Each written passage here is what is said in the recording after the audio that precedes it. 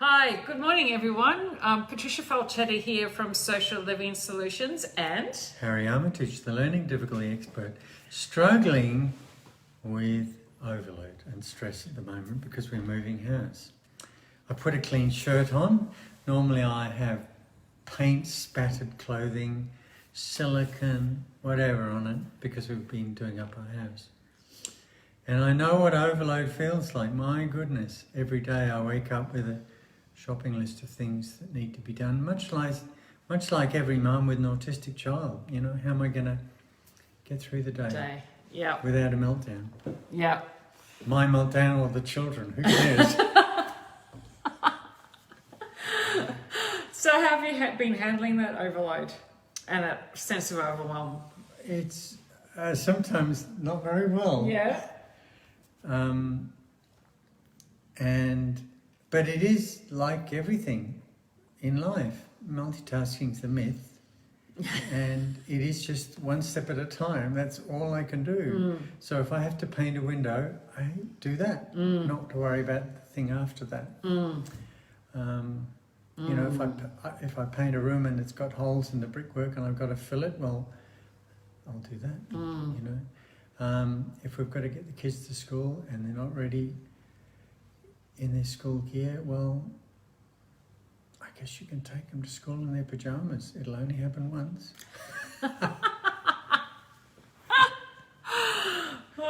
We did that and it only happened once, I can tell you. It's the biggest shame job out. Don't be scared to do the stuff that, you know, you think, maybe I should do that.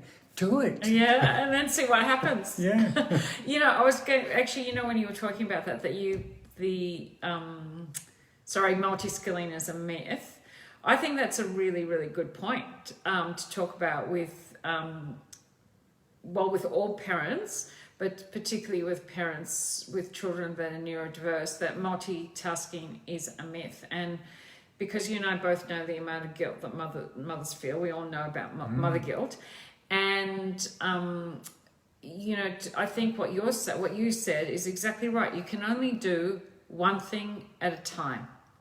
You can only take it in small steps and bite it off in small chunks and work your way through that piece, or through, you know, that piece of work that you've got to get done, or like you're saying, just your day when you've got children with needs, and whether you've got children with high needs, you know, that need like a lot of care and a lot of attention, or even if you've got children with medium or lower needs around their support needs, you still need to remember that you can't do everything. You need to be remember to be kind to yourself, and you need to remember to be kind to them as well, and just to take it in those small steps, bit by bit. Yes, Bonnie, multitasking is a myth, except, and there is an except here, if you think about the part of the brain at the back called the cerebellum, that's where we automate tasks. And if you think about the moment when you were a child and you learned to ride a bicycle, at that millisecond when you mastered, yes, I can steer towards where I'm falling and that's scary, but what, I've got it. Then you have that forever because you've written the bike riding program. Then you can multitask because the bike riding is then automated. You've written the program. So doing something else. So yes, you can multitask, but you can only do one cognitive task at a time. Yeah. And so yes, mums are better at multitasking because they have a bigger connection between the two hemispheres of the brain, what we call the corpus callosum. And biologically, this is driven by the need to bring up children, to mother, to nurture, to look after, you know, husbands who also have needs, much like the autistic children who come home stressed. So it's not just the kids you've got to manage, and that multitasking. So females generally are better at doing more than one task for this reason. Yeah. But yes, so they are better at doing it for that reason. And when you were giving that explanation, I was thinking that is why you are called the learning difficulty expert, because you know incredible and amazing information like that.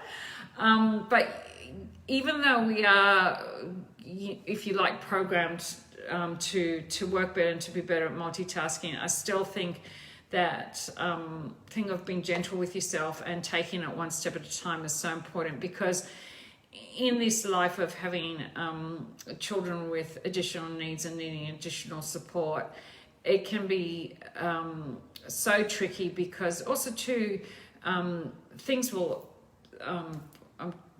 happen, like occur. So incidences or events will occur that will be a complete surprise and will completely throw you. So you could have the day all planned out or something, and then something might happen sensory wise to throw your child into overwhelm, and it just might be that one thing that tips your child over into overwhelm, that then tips them over into having a meltdown because of all the things that would have happened in the day before, leading up to that point in time.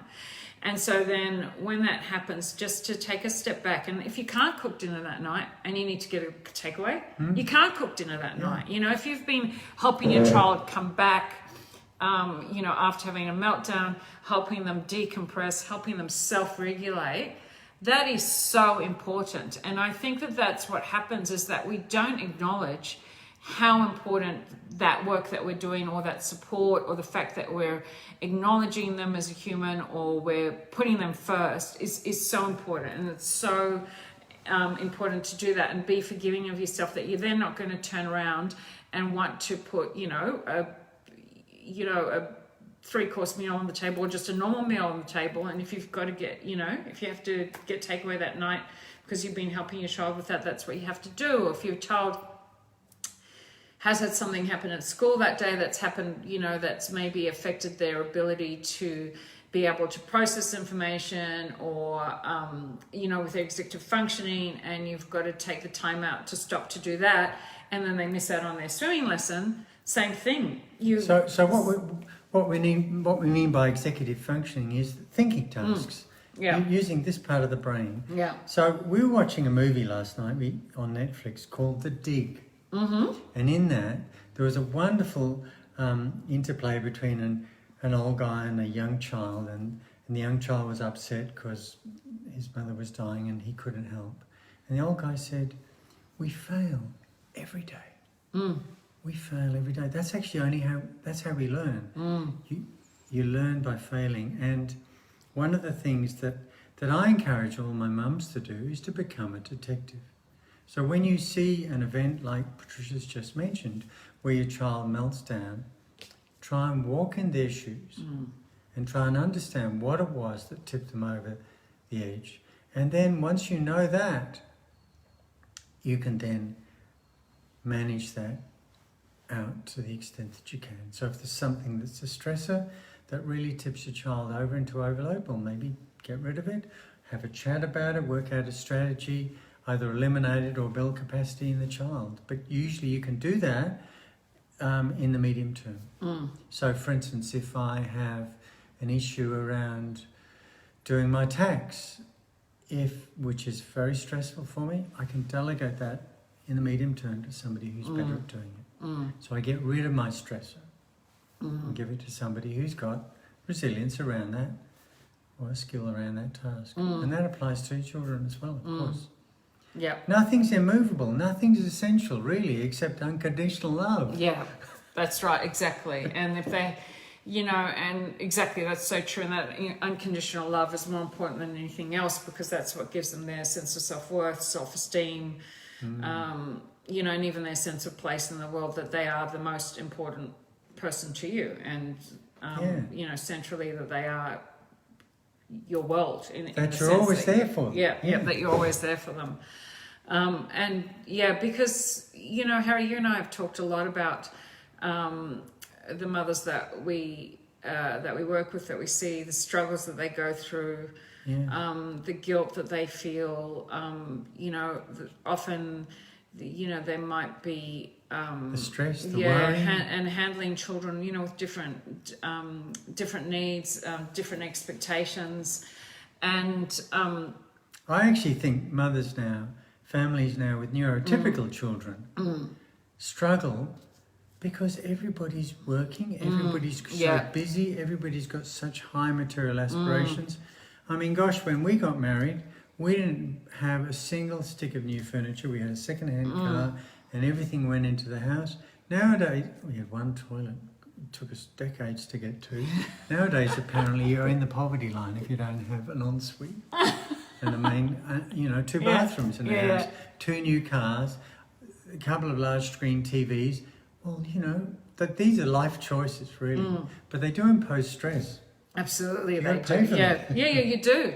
And if you're, and if you're in, with kids with additional needs, which quite often happens, we both see that where one parent can't work, and quite often it is the mum that doesn't work, and that becomes the primary carer for the child. Or you and I have talked about this a lot too. We have a lot of single parent families coming to us. So then the financial pressure on those families, whether they're in a couple situation, one's had to give up work, or if in a single parent situation, that financial pressure on those people is huge, is massive, and they're still wanting to provide the best for their children, provide the best support, and be and be there. But also too, they might be trying to hold down a full-time job at the same time, or a part-time job to as well as addressing all of the care needs and everything of their children. And stress is a killer. Stress is a killer. It'll reduce your ability to access your IQ. It'll reduce your resilience. Yeah. It reduces your life expectancy. It builds in higher risk of degenerative disease. It's really dangerous, Yep. And for those of you that are watching who experience stress, you have to work out how to get on top of it. You really do. If life is stressful, change it. Now, obviously, once you've got the one thing you cannot change, Patricia, the one thing you cannot change is when you have a baby, you are the mother or father for the rest of your life. You cannot change that. No, you can't. You can change your job. You can move house like we're doing. You can change where you live, what country. Yeah. But you can't change being a mum or dad. Yeah. That's so important. And so that unconditional love, that is part of that contract in my language, is the cornerstone of really supporting your beautiful child. That's right. Yep. And supporting them, and supporting them to grow, to thrive, to feel nurtured, and to be the best that they possibly can be, and achieve all that they're capable of. And as you know, for me, that's my great passion in the work that I do, and I know that it is with you too. It's overcoming those obstacles that they're experiencing, no matter, to get past that, to then see their worth in the sense of their self-worth, not in a financial sense or what they can achieve materially, but their self-worth, what they have to contribute to, what they have to offer. Because something I notice about the work that you do, and I notice too, is a lot of these children are so creative. Their ability to think outside the box, their Elon Musk is not neurotypical. No. No, he's not, for sure. Neither is Einstein. No, there's Richard Branson. That's right. Yeah. So you have the potential to end up with someone super interesting. Yeah, that's right. But and that's what I think both of us in our work are all about, is to support you to get them to the point where you can see that shining light, and that as you said, to end up with someone super interesting, so you can actually encounter that someone and find out who they are, and they can find out who they are too. Yeah. And in this town where we live, which is Canberra, it's a public service town, there is such pressure to conform, to become a cookie cutter, and it's so boring. It is so boring. I mean, behind us, there's, my Vespa. I can't afford a full-size one, so I've got a little one. And then there's some sculpture here, which I had 5 years working as a sculptor full-time after my executive burnout. But it's really important to celebrate what it is that you love doing and what it is that you're good at doing. And often that is not what the public service needs. It's not encouraged. And so particularly in Canberra, it's really hard. There's a lot of pressure to conform. You know, I see lots of reports come back, or mothers ring me up. You know, the school wants me to do this, that, and the other. And I say, actually, you're the client. You are the client. You tell them what your needs are, and they can jolly well fit in with it. And if you can't make that happen, well, maybe it's the wrong school. That's such a good point, you know, because I love that you've brought that up, because that's a huge thing with me, is that we're the clients. They're the service provider. We're actually the clients. Yes. Whether it's a government school, private school, whatever, that is the fact. And so they're supposed to be delivering us with a service, but so often we're made to feel like we're the difficult parent. We're asking too much. Oh, can't do that for your child. We can't do this for your child. And so, or this thing of this deficit-based model that your child can't do this, they can't do that, rather than thinking maybe outside the box, how can we bring that in? How can we teach that differently? What can we do? And I want to just make clear, I'm not criticizing teachers, because I know that they're extremely under-resourced and under a lot of pressure, but I'm talking about the education system in total, and the lack of support that's there for the staff, the lack of training that's there for the staff, and then that comes back to the client or the student and the parents, where there's that lack of support for them. So there's, But as a mum, you don't actually need to worry about that. All you have to do is be a thorn in the side of whoever is not serving your child. You're their champion, and that's all you need to worry about. That's right. And the other thing is, please, for goodness sake, believe your children. If they say something's boring, it's probably boring. Do something about it, because boredom is death. Yeah, and it's true. I agree with that completely. Because it probably is. And if they say they can't do something and they've tried their best, why not believe them? And then deconstruct what it is, what the roadblock is. And it may be, I mean, for instance, I see lots of children who struggle with basic literacy and numeracy. These are bright, creative, sensitive kids. And it's because they haven't been taught in a way that allows them to see the patterns in the numbers. And often we can use concrete maths tools. So these are sets of 10 different length, different coloured blocks, where we can show the operator of division, multiplication, addition, subtraction, using symbols, concrete symbols they can touch and hold. And then they can work it out. Because once you get the patterns in numeracy, you get it. But it's also quite sequential. You know, if you don't get one of the basic principles in the early years, then you fail later on. That's right. And I know that because I had a good maths teacher for 1 year in my schooling, and that guy made numbers easy for the rest of my life. Made all the difference. And you often hear that people will have one teacher. You know, for example, my husband, who is from Italy originally, it wasn't until he was in years 11 and 12 that he had this one teacher in college that took the time to sit down with him, show him how to write essays, show him what the formula was and all that. And since then, he's been fine. It took that one person to realize his potential and actually sit down with him and give him the time that he needed. Yeah, I mean, what I do with kids when the mum comes in and says, never writes essays, never does homework, I just get a bit of paper and I say, okay, let's think of a topic. We get a topic and I say, I want you to write 5 words on the page. Just 5 words. That's all. That's all you need. And there's your plan. And they find it so hard, but they do it because I put them in a box and they've got no choice. They get their 5 words out, and then I say, well, you can write a sentence around each of those 5 words. And then you can fill it in from there. But the training around planning, and it's a planning any task, and we get stressed and fail because we don't know what the next step is, or because we get the steps in the wrong order. But if you can break down homework into 5 words, we've got 5 fingers on the hand. It's a number we're all familiar with. We have it here and we have it here. So that's why I use 5. And we can have an introduction, we can have a conclusion, and then 3 ideas in the middle. Yeah. And that's a nice kind of round way to approach it. So, if you have trouble with homework, try that. Sit down, blank bit of paper, 5 words. Yep. No, I think it's a great idea, and it's fun. Yeah, Yeah, it's be fun. achievable yeah, too. It's achievable. Yeah, and it makes it achievable for them. Yeah. And achievable for you as a parent, helping them. But too. you can use this in lots of different challenges in Yeah. life. The Yeah. 5 steps. Yeah. 5 or 7, whatever. So, Harry, I was just thinking today too, we just wanted to, because one of the reasons why we're doing these lives is to let everybody know about our workshop that we have coming up on the 20th of February, which is only a couple of weeks, next couple of weeks away now. Yeah.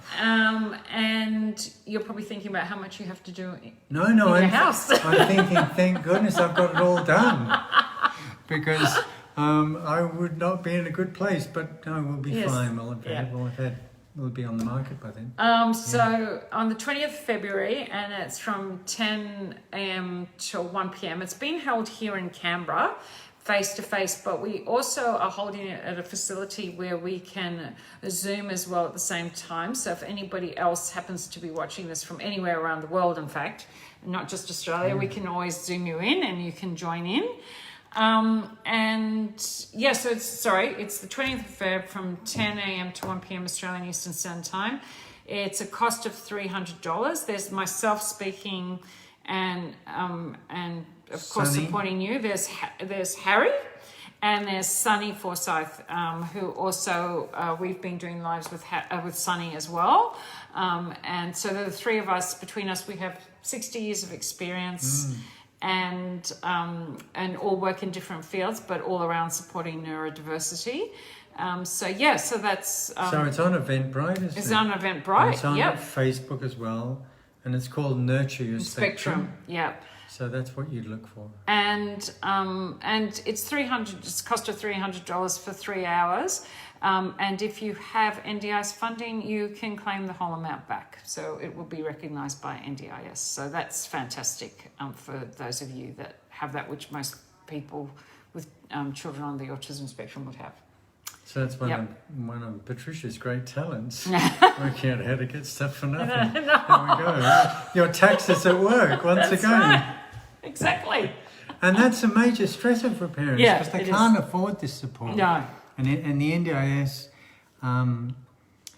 is really complicated. For me, I tried to register as a practitioner, and I couldn't get the form down on my Mac.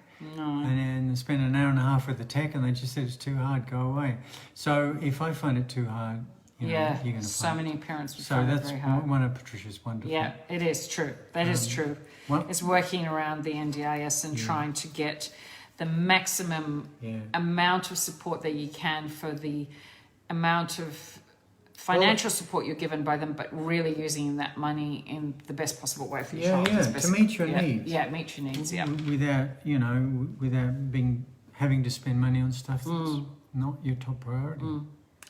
That's right. It's been great chatting with you today, Yeah, Patricia. it's been fantastic. So thank you, Harry. And so it's, as I said, Nurture Your Spectrum. I'll put the link to book the tickets above this live once we've finished. And so 20th of February from 10 a.m. to 1 p.m. So either hope to see you online at the workshop or in face-to-face in person would be awesome as well. That's right. And one thing for sure, we're going to have fun on the day. Yeah. We did last time. Yeah, definitely. Yeah. Okay. Okay. See you later. Bye-bye. Bye.